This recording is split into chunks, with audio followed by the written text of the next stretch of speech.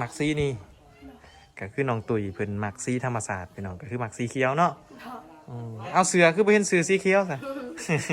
หยอกเด้อนี่น้องไปดำหน้าแบบใดดำอยู่ไสดำแบบรับจ้างกินข้าวหรือว่าดำแนวใดรับจ้างกินข้าวดำรับจ้างกินข้าวเนาะน้องแบบอันเข้าไห้แนวใดก็รับจ้างกินข้าวนี่เข้าไห้แบบใดวันละปิดเข้าไห้วันละปิดเนาะต่อคนบ่หรือว่าต่อมือเลยอันเมื่อหาคนอันเปล่าตามหลังเด้อ เนาะ ขอบใจเด้อผู้ใหญ่ใจดีใจเด้อผู้ใหญ่ใจดี ที่มีความเมตตาต่อน้องแล้วก็ครอบครัวของน้องว่ามาเป็น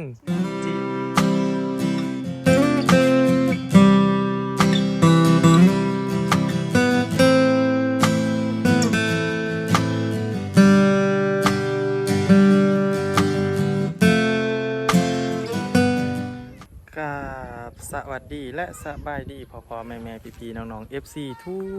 ทุกฐานเนาะทุกคนเนาะยินดีต้อนรับทุกท่านเข้าสู่ช่องบาวลาหน่อยคือเก่าพี่น้องมื้อนี้ก็ได้เนาะมื้อนี้บาวลาหน่อยก็สิพาทุกคนมาเบิ่งกันเฮือนของน้องตุ้ยเนาะพี่น้องมื้อวานนี้เขามาหาน้องตุ้ยก็คือว่าบ่พอน้องตุ้ยเนาะเพิ่นไปเฮ็ดเวียกภารกิจเพิ่นเนาะพี่น้องเฮาก็บ่ฮู้ว่าเพิ่นไปอยู่ไสเนาะแล้วก็สร้างเว้าไว้ว่ามื้อวานนี้อีกมื้อนึงแล้วเนาะพี่น้องมื้อนี้เพิ่นก็แก้ให้เป็นที่เรียบร้อยเนาะคันได้ยังเพิ่นก็แก้ให้เนาะแต่ว่าเรื่องหลังคานี่เฮายังบ่ทันได้อัปเดตเฮาสิขึ้นไปอัปเดตกันอยู่เทิงนะพี่น้องเนาะว่ามันสิเป็นจังไดก็ถือว่ามื้อนี้แดดพี่น้องเอ้ยสังเกตจากข้างหลังนี่เห็นบ่แดดแห้งพี่น้องมื้อนี้ก็คือว่ามันแดดแล้วก็เฮาทางมาก็ถือว่าง่ายเนาะเฮาก็สิได้มาหาน้องตุ้ยดุๆแน่เนาะจังไดก็ฝากทุกคนเป็นกำลังใจให้บ่าวลาหน่อยเด้อเนาะพี่น้องไปอัปเดตเพื่อนหลังของน้องตุ้ยกันไปเอาละทุกคนหลังจากที่เข้ามาในเฮือนเพิ่นเนาะอันนี้ก็คือเป็นเฮือนของน้องตุ้ยน่าจะเกือบ100%น่าจะ99.9999%เนาะพี่น้องเนาะตอนนี้สร้างเพิ่นกำลังพักผ่อนอยู่เนาะพี่น้องอยู่เทิงอันนี้เฮากะสิมาว่ากับน้องตุ้ยเนาะพี่น้องสบายดีเด้อน้องตุ้ยสบายดีเด้อพาเฮือนแล้วเลยเนาะบัดนี้สิได้อยู่เฮือนใหม่เลยรู้สึกแบบดีใจแทนน้องเนาะน้องตุ้ยน้องมุ้ยน้องเงียงไปทางไหนหมดเลยพุ่นอยู่พุ่นมั้งโอ้ก็คือเพิ่นอยู่ทางพุ่นแล้วพี่น้องเนาะตอนนี้กะเป็นเวลาเที่ยงกว่าเลยกินแล้วข้าวเที่ยงได้ยังกินมื้อนี้กินหน่อไม้แกงบ่หรือต้มแกงเอาไผ่ล่ะเป็นคนแกงวันนี้แกงหน่อไม้ก็เป็นอีกเมื่อแล้วแกงหน่อไม้ด้วยนี่กูหน่อไม้แล้วเดียวตาเสียดายนะครับบริซีมือลงตุยอีกมื้อนี้เมื่อนานตั้มหุงแซ่บลงตุยต่ำเนาะเพชรบ่นะมื้อหน้าโอกาสหน้าตั้มให้เบาลาหน่อยกินเด้อก็คือบอลที่เพิ่นเฮ็ดกินกะอยู่ในตารางเนาะแล้วสร้างเพิ่นว่ามือได้สิได้ขึ้นไปอยู่นี่ออกพรรษาผลบ่ออกพรรษากับอีก6 วันเนาะน่าจะอีก6 วันโอ้ยน้องเอ้ยเพิ่นจะได้อยู่เพื่อนใหม่ได้เนาะก็คือออกพรรษานี่ก็ขึ้นเลยเนาะอันนี้คือว่าเห็นเมื่อวานนี่เห็นทอ PVC ลงมาเมื่อนี้เพิ่นเอาไว้อยู่พี่มาถามสางก็สบายดีเด้อสางเด้อโดยสบายดีเมื่อวานนี่คือว่าเขาเห็นทอ PVC ลงมาที่แต่ว่ามันโมแนนโมมันใจอย่าเล็กหน่อยแกงใหม่คือเถื่อล่มพัดมันสิหักยังเต็มสั่งเลยผมมั่นใจเลยว่าปลดออกเลยเกาะมามือกันยังสีเสื้อใหม่ไปสิซะเสื้อใหม่อยากให้มันแน่นโอ้โดยลานมันสะดวกโดยว่าก็คือที่เห็นเมื่อวานนี่เนาะพังรักนี่มันยังมันคือบ่งามเนาะสิพังรักเอาหันบ่โดยว่าสิพังรักบ่งามเลยว่ะปดนะถ้าเข้ามาก่อนว่าปดนี่หน่อยลมพัดนะฮะโอ้ยานลมพัดแล้วมันฮักมันว่าซื้อในเกาะอื่นนะก็ซื้อเกาะแล้วโอเคว่าเสียให้ขัดอยู่คันมีเล็กเกาะเนาะเล็กเกาะสีเสื่อมใส่ตัวได้บัดอันนี้ใส่เทิงแล้วก็แปะเศร้าพี่เทิงเห็นบ่ แปะแต่นี่แล้วมันนิ่มเด้มีเหล็ก3อันลงตามมันทอน้ำลงนะ โดยมันลงเลยวันนี้มันมีเล็กรอดเล็กลวดใส่หนึ่งแล้วก็เอามาแปะเล็กอันนี้แล้วก็เอามาอิวใส่ให้มันแน่นมันกลม โอ้ มาแล้วมื้อนะก็จะว่าเสียนมันงามนะมื้ออื่น มื้ออื่นนี่งามแน่นอน มื้ออื่นมันต้องแน่นอน ต้องพี่น้อง มื้ออื่นเข้ามาที่เช้าก็บ่มาที่เช้าก็แล้วนะมื้ออื่นตัวนี้คันเข้ามาที่เช้าไม่ก็มันเถื่อก็สิแล้วถึงมุงมันได้มันขาด โอ้ก็คือว่าโอ้นี่พี่น้องนี่เพิ่นเอาเขามาเมียนอยู่นี่เนาะ โดย คือเพิ่นเอาเขามาเมียนอยู่นี่ก้อนที่เฮาจับเบิ่งเมื่อวานเนี่ยมันคือจังว่ามันคุ้ยเนาะหรือว่ามันมันเป็นจังซี่นะมันมันเป็นโลเลอยู่เนาะก็เลย พ่นมาให้แห้งลมมาให้แห้งเลยแล้วรถมันย่านมันหัก ใหญ่มันหักเนาะโอ้ดีสางเลยสิได้อันเฮ็ดให้มันแน่นนะเนาะน้องเพิ่นจังซี่ได้ของดีว่าซั่นซะเนาะก็คือรายละเอียดเพิ่นเก็บเนาะเล็กๆน้อยๆก็คือเพิ่นสร้างเพิ่นว่าคันเก็บรายละเอียดใดเพิ่นสิพยายามเก็บเนาะพี่น้องเนาะแต่ว่าอันย่าหลังคานี่มือได้สิย่าสร้าง ถ้าเข้ามามื้ออื่นแล้ว ประมาณมื้ออื่นเนาะ โดย มื้ออื่นนี่เรียบร้อยแล้วหมดเลย แล้วมันเลย แล้วหมดเลยเนาะมื้ออื่น โดย โอ้แสดง ว่ามื้ออื่นสิมานะมามื้ออื่นแล้วก็มันคนเดียวใส่ก็ได้นะถ้าอันใส่ยังก่อซิลิโคนให้คนเดียวก็ได้ คนเดียวก็ได้ โอ้ นอกจากนั้นก็เฮ็ดในอื่นนี่ คือจังหวะเห็นเพิ่นสิดีดอันเตะออกไปแหน่บ่แม่นบ่เซา เตะแล้วซะนี่ เตะมาเซานี่บ่ โดย โอ้เข้ามาทันได้เบิ่ง นี่แหละ เตะเรียบร้อยแล้วเนาะซื้อบ่บัดนี้ ซื้อแล้วก็ว่ามันบ่ซื้อปานใดแล้วมันเสามันคน เซาโอ้มันเป็นน้ำเซาน้ำพร้อมก็บ่อยากซื้อบ่ได้เนาะ โค้งเขาสิเขาสิ เซามันจากโค้ง เก็บโค้ง แล้วก็เลยมันบ่อยากซื้อบ่ได้เนาะ โดย โอ้ ไม่เตะแล้ว อันนี้นี่เป็นใหม่เพิ่นเตะเนาะใหม่เซ็นพวกนี้เนาะแล้วก็ยังอีกอันเฮ็ดหลังคา ยังราคา เฮ็ดหลังคาบันไดแม่นบ่ ค่ามันได้ มื้ออื่น มื้อนี่ แสดงว่ามื้ออื่นนี่ร่วมแล้วก็คือเฮ็ดทั้งอันหลังคาคันไดนี่แก่แล้วเรียบร้อยทั้งหลุม ยังตะแก่นั้นทันแห้งมื้อสิตะแก่ โอ้เท่แล้วสิ เท ฮะ แล้ว เท่แล้วเนาะ เทแล้วสันแก่สันนึงแล้วสันสองมันยังตัดแก่ สั้นหนึงแก่แล้ว แก่แล้ว สั้นสองมาท่านแก่เนาะ แก่มันเป็นสั้นกันได้แน่ สิมาเบิ่งก่อนเอาเพิ่นอันเอาออกมาได้สำได้เนาะนี่พี่น้องกะบ่อยากปานใดเนาะเพราะว่ามันเป็นน้ำเซาแต่ว่าเซามันโค้งเนาะพี่น้องเซามันโค้งแต่ถ้าอยากให้งามแท้ๆนี่ก็คืออันต้องเอาไว้บางก้างเนาะเอาไว้ทั้งในพุทธอันเซาโค้งๆนี่เนาะมาเอาไว้อันโซ่กะคือเห็นอะไรพี่น้องเลยเนาะแต่ถ้าเอาไว้บางก้างมันก็สีเบิ่งแบบเอาเซาซื่อๆมาไว้ทั้งหน้านี่ก็สีดีเนาะแต่ก็โอเคเนาะและอันนี้เพิ่นว่าเพิ่นสิแก้มื้ออื่นก็คือคันที่2เนาะพี่น้องเฮาใช้พี่น้องเบิ่งนี่เนาะอันนี้บ่ทันแฮงเนาะก็คือเพิ่นเทมื้อเช้านี้แล้วก็อันนั้นเพิ่นว่าเพิ่นสิแก้อีกเนาะก็คือเพิ่นเว้ากับเฮาเมื่อวานนี่เด้อพี่น้องเด้อก็คือเมื่อวานนี่เฮามาแล้วสร้างเพิ่นว่าอีกมือเดียวแล้วเนาะเฮากลับมามื้อนี้อีกเนาะมามื้อนี้เพิ่นก็ว่ามื้ออื่นอีกแล้วเนาะก็คือมื้ออื่นก็คือมื้อเดียวอีกคือเก่าเนาะพี่น้องก็เฮาก็บ่จังว่ากันเนาะมาติดตามกันอันในมื้ออื่นเนาะมื้อนี้เฮาก็สิเก็บภาพร่วมมันให้ FC ให้พี่น้องเบิ่งกันความแบบว่าก้าวหน้าในการเฮ็ดเฮือนน้องตุ้ยเนาะเฮาสำรวจทั้งหลุมเรียบร้อยแล้วก็เฮาสิพาทุกคนไปสำรวจทั้งเทิงต่อเนาะพี่น้องหลังจากที่เฮาอยู่ทั้งหลุมเฮาก็สิมาเที่ยวทั้งเทิงต่อบัดนี้ก็ได้พี่น้องเอ้ยนี่ก็ถือว่าเพิ่นเก็บกวาดสะอาดขึ้นหลายเนาะเก็บรายละเอียดอันนี้ก็เป็นอุปกรณ์ของสร้างที่เพิ่นยังเสริมเล็กน้อยเนาะก็คือว่าอ้าวรุดพี่น้องเอ้ย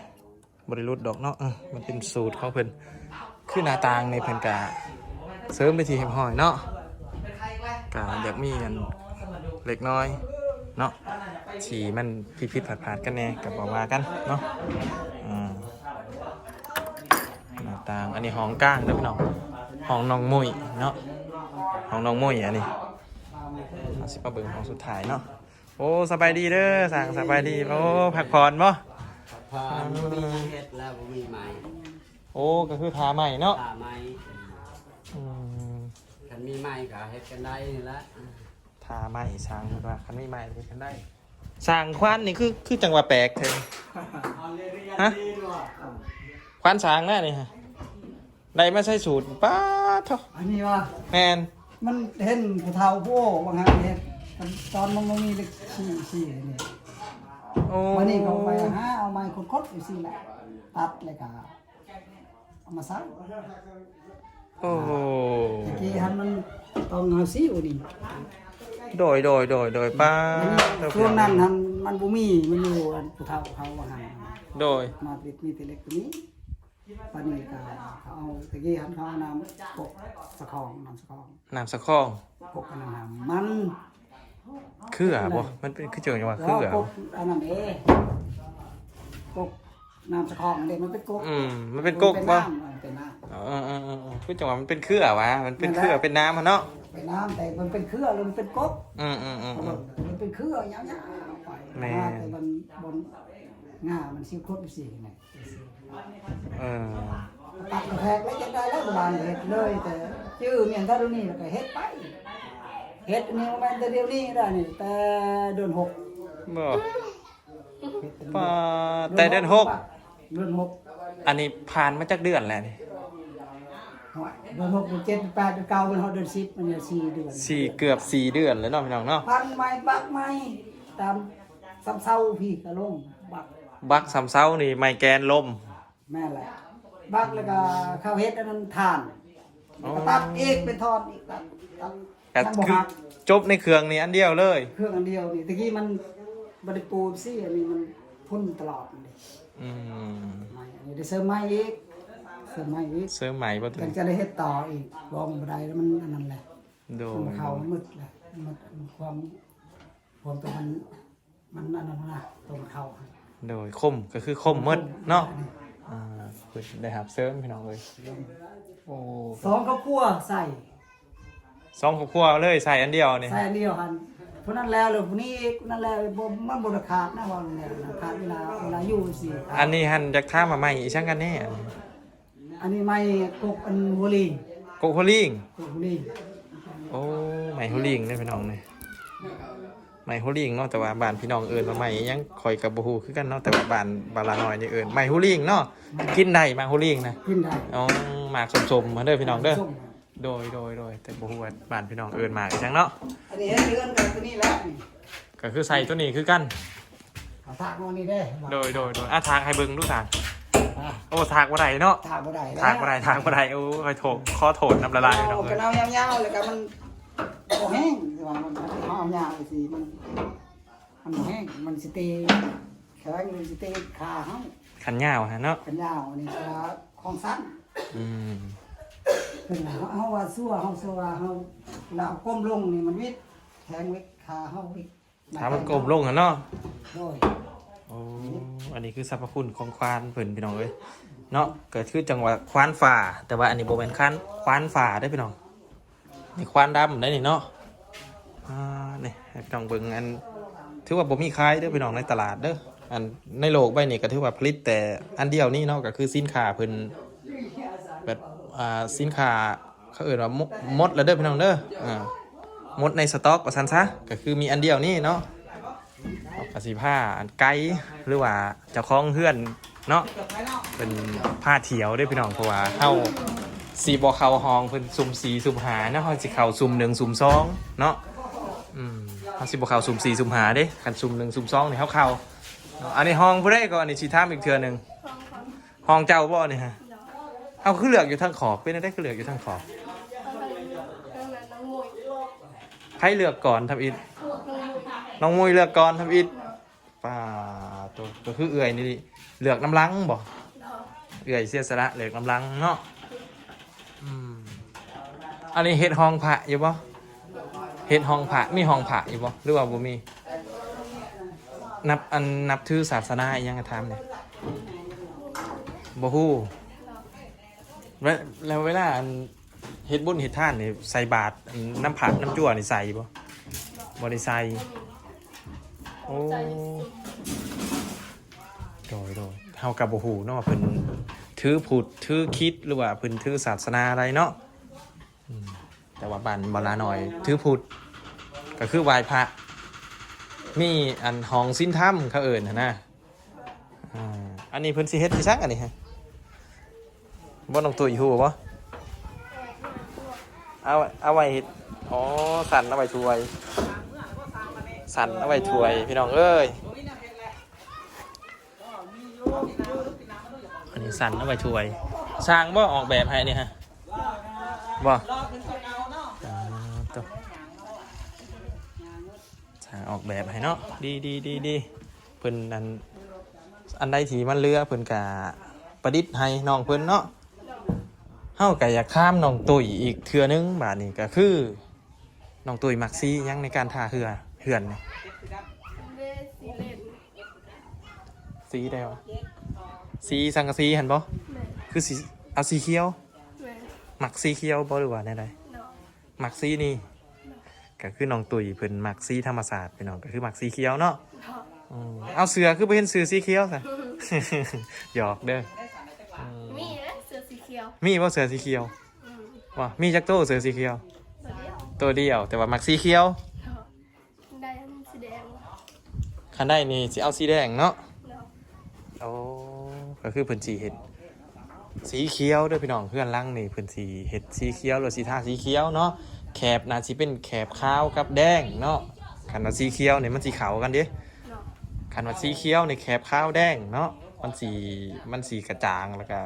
มันสิเด่นว่าซั่นซะเนาะดีใจอยู่บ่ดีใจอยู่บ่ทำนี่ เนาะ ดีใจบ่คิดอยู่บ่ว่าสิได้ซั่นนี่ เนาะ บ่คิดลำบากมานี่บ่เคยคิดเลยว่าสิได้ซั่นนี่คือเรื่องเล่าวเพิ่นกะบ่ฮู้ว่าทุกคนยังสิจื้อใดหรือบ่เนาะที่เพิ่นเล่าให้ฟังตั้งแต่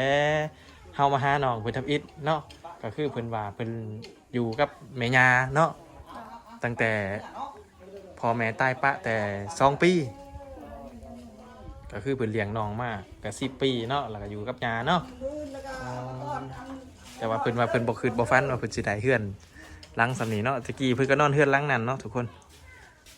ตอนไหนก็เฮือนหลังนั้นขาดหมดแล้วเนาะได้เฮือนหลังใหม่ดีอย่างได้กะสู้ๆอดไปแหละเนาะจังหน่อยกะ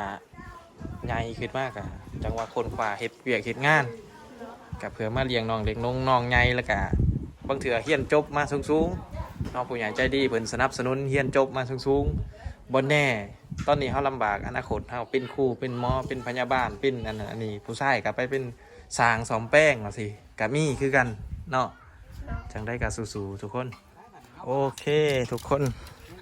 เฮาสิพาทุกคนไปเบิ่งบ่อกบของน้องตุ้ยเนาะก็คือว่าเฮามาบ้านเพิ่นเฮาบ่เคยมาเบิ่งบ่อกบเพิ่นจักเถื่อพี่น้องมื้อนี้สิพาพี่น้องไปเบิ่งเนาะเป็นบ่อกบที่เพิ่นเอามาปล่อยเนาะก็คือส่องของอันเบาลาไซบุญคุณธรรมเอามาปล่อยเนาะก็คือมาสอนน้องตุ้ยเพิ่นมื้อนี้ก็มาครับอันเบาสัญญาทินเมืองส้นคือเก่าพี่น้อง ให้กบ ใช้กบ จีดไป ใช้กบอ้าว คือเห็นกบตายนะ โอ้นั่นกบนะ มันตายได้เวลา มันตายบ่นอนพักผ่อนซื่อๆมั้งอันนี้พี่น้องกบเนาะเฮาสิสู้ให้พี่น้องเบิ่งจักหน่อยหนึงไปเห็นบ่พี่น้องเห็นแต่ขาน่ะนี่เห็นแต่ขานี่พี่น้องอันนี้ หมดน้ำเนาะน้องตุ้ยเนาะอันนี้แมนว่าพาบัตรหรือว่าพาปัญหาอันนี้ พาวัดเบาลา อัน เนาะ เดียวกันบ่กับนาหาร นี่ก็คือบ่อกบเพิ่นเด้อพี่น้องเด้อ บ่ตองมันกระยามันหลักหลีเนาะติ๊กโต้ทั้งหมดน้องตุ้ยให้ได้ขึ้นแหละติ๊กโต้ก็ เปิ้น ให้เด้ขึ้นมาอีกแล้วพี่น้อง ตอนนั้นแล้วมันแดดบ่เวลามันตาย แม่นเบาลาหน่อยว่ามันแดดได้นี่ ระวังเด้อมันบาดได้อนี่เป็นกำลังสีซอยชีวิตกบเนาะพี่น้อง เอาคืนโตถีมันถ่าย ตอนนี้กาน้องเมียงกระดุกกันมาซอยเอื่อยเนาะ ไปทั้งตัวหนาไปทั้งนอก นี่พี่น้องกบคือว่าเป็นลีเนาะ แมนผลิตก็เรา เป็นลีก็เป็นสัญชาตญาณของกบเนาะพี่น้องเนาะ โตทั้งหมดน้องตุย ประมาณ30ตัวประมาณ30 ยังบ่นะอยู่น้องหนามไหน ลายบ่อยู่หัน น้องหันไปโตในน้องหนามอ่ะ ไม่ได้พอ ไปพี่น้องเฮาสิพาพี่น้องไปเบิ่งอีกบ่อหนึงเฮาก็ย่างมาหอดบ่อกบเป็นที่เห็บหอยเนาะเมื่อกี้นี่ตอนเฮาย่างมากะเพิ่นลงได้พี่น้องมีกบอันลงเนาะกะบ่อนี่น่าสิหลายกว่าบ่อหันบ่เฮาเห็นอันหลายโตอยู่ได้พี่น้องที่เพิ่นลงเนาะเพราะว่าเห็นคนเนาะสัญชาตญาณของกบถ้าเห็นคนเพิ่นต้องมุดน้ำเนาะเมื่อกี้นี่บ่ลาเห็นเพิ่นนั่นง่อยอยู่แถวหันเนาะก็คือในนี้ก็เฮาสิอัปเดตว่ามีโซลาร์เซลล์เด้อพี่น้องเนาะข้อดีของมีโซลาร์เซลล์ของการมีโซลาร์เซลล์ก็คือว่าเวลาค่ำมานี่ไฟมันสิหุงเนาะพอไฟหุงแล้วแมงใหม่มันสิลงมาต้อมไฟแล้วมันสิตกหันก็คือกบเฮาสิสามารถกินอาหารใดพี่น้องก็คือกินอาหารใดนะเนาะโอ้คักพี่น้องคักโดย เห็นอยู่บ่กบนะหัน เห็นได้บ่สัญญาเข้ามาเมื่อกี้นี่เพิ่นมุดน้ำเนาะ มดน้ แม่นแต่ว่าเพิ่นคือสิบ่พูดแล้วล่ะนี่ ำ นี่ ใส่โซลาร์เซลล์พร้อม เฮาอัปเดตโซลาร์เซลล์ไปเป็นที่เห็บหอยบ่สัญญาข้อดีของการมีโซลาร์เซลล์บ่สัญญาบรรยายมา ก็ดีอยู่ได้แมงใหม่จังบินมาตกนะหันทอดได้ให้อาหารกบอาหารกระปูกระว่า โอ้ แมน ก็คืออันเดียวกับที่บ่ลาหน่อยบรรยายไปก่อนแล้วเนาะ โดยแม่น ก็คือข้อดีของมันเนาะเพิ่นปล่อยในบ่อเลยเนาะอันนี้เนาะ เป็นช่องบ่อเนาะน้องตุยเนาะ เนาะ ไปกลับบันนี้เนาะ หลังจากที่เฮามาจากสำรวจกบเนาะพี่น้องเฮาก็อยากถามน้องเพิ่นเล็กๆน้อยๆเนาะก็คือเฮาได้ยินอันน้องเพิ่นว่าดำหน้าก็เป็น เนาะ เนาะ เนาะ ดำหน้าก็เป็นเวลาดำหน้าเนี่ยน้องไปดำหน้าแบบใดดำอยู่ไสดำแบบรับจ้างกินข้าวหรือว่าดำแนวใด รับจ้างกินข้าว ดำรับจ้างกินข้าว เนาะ น้องแบบอันเข้าไห้แนวใดก็รับจ้างกินข้าวนี่เข้าไห้แบบใด วันละปิด เข้าไห้วันละปิด เนาะ ต่อคนบ่หรือว่าต่อมือเลยอันเมื่อหาคนนี่บ่ แม่ ก็ต่อมือละปิดเนาะทุกคนเนาะก็คือไปนี่ก็นาซิมีแค่น้องตุยกับน้องมุย เนาะ แล้วก็น้องเงียงไปบ่น้องเงียง ไปวัด น้องเงียงก็ไปเนาะ เนาะ ก็คือเพิ่นไปดำหน้ารับจ้าง เขาให้เขาให้เงินอยู่บ่ บ่เอา ก็คือเขาให้แต่เขาเนาะ เนาะ เขาเวลาได้มานี่ ก็คือต้องทาต้นที่เขาเก็บเกี่ยวหรือว่าเขาให้เลยในมื้อนั้น เขาให้ได้มันจะมีเขากิน เขาให้เลยบางเทื่อบ่มีเขาวกิน เขาให้เป็นข้าวเปลือกหรือข้าวสาร เขาเปลือกเลย เขาให้เป็นข้าวเปลือก เนาะ แล้วน้องจะไปซื้ออยู่ไสบัดนี่ อยู่บ้านมึงเถื่อกระตำเอา บางเทื่อตั้มเอา เนาะ ตั้มเอานี่ก็ถ้าเฮาสิถามหาขกกะอันนั้นบ่ขก แม่นคุณเถื่อก ขกอยู่พุ่นบ่ขก แม่ ขกตำเขาเนาะก็คือตั้งแต่สมัยบูฮานเพิ่นสิใส่ขกตำเขาเนาะใกล้บ่บ่อนไปมือขก ผมได้ยืมเงินอยู่เพื่อนอ้า เนาะ โอ้กับบ่ใกล้เนาะก็ถือว่าชีวิตเพิ่นร่วมๆแล้วเด้อพี่น้องเพิ่นไปหาดำหน้าเอาเข่าเวลาเขามืดกะไปหาดำหน้ามาเนาะเขาใหายมือละปิด เนาะ ป้าตัวก็คือเฮ็ดแบบนั้นมาเรื่อยๆเนาะ เนาะ พี่น้องเอ้ยนี่ก็คือเรื่องราวของน้องตุ๋ยเนาะก็คือเพิ่นก็ไก่สิประสบผลสำเร็จแล้วเนาะทางผู้ใหญ่ใจดีเพิ่นก็แนมเห็นความขยันของน้องเพิ่นแล้วก็ความลำบากของน้องเพิ่นแล้วก็เพิ่นก็ขอขอบอกขอบใจเพิ่นเนาะที่เพิ่นนั้นซอยเหลืออยากฝากขอบใจอีหยังผู้ใหญ่ใจดีแน่น้องตุ๋ย บ่เป็นเนาะ ว่าบ่เป็น เนาะ ก็มีตั้งแต่ว่าเว้าน้ำลังบาลาหน่อยเด้อน้องบาลาหน่อยนี่ก็ว่าบ่เป็นคือกันแต่สิซ้อนเนาะ บ่เป็น ก็คือต่างคนต่างบ่เป็นแต่ซ้อนกันเนาะจังได้ทุกคนก็ให้กำลังใจบาลาหน่อยเด้อเนาะอันเปล่าตามหลังเด้อ เนาะ ขอบใจเด้อผู้ใหญ่ใจดี ใจเด้อผู้ใหญ่ใจดี ที่มีความเมตตาต่อน้องแล้วก็ครอบครัวของน้อง บ่เป็น ว่าบ่เป็น เนาะ ที่มีความเมตตา ที่มี ความเมตตา ต่อน้องและครอบครัวของน้อง ต่อน้องและครอบครัวน้อง ขอให้ทานผู้ใจบุญ ขอให้ทานผู้ใจบุญ จงมีสุขภาพเข้มแข็ง จงมีสุขภาพแข็งแรง เฮงเฮงรวยรวย เฮงๆรวย ๆสาธุ ๆสาธุ โอ้แต่นี่ก็คือความน่าหักของน้องตุ้ยเนาะเอาละทุกคนสำหรับคลิปนี้กับบ่มีอย่างไรเนาะเฮาสิขอจบคลิปเพียงเท่านี้เนาะเฮามาพอกันใหม่ในคลิปหน้าโปรดติดตามคลิปหน้าเนาะพี่น้องเนาะสำหรับคลิปนี้เบาลาหน่อยขอกล่าวคำว่าสบายดีโดย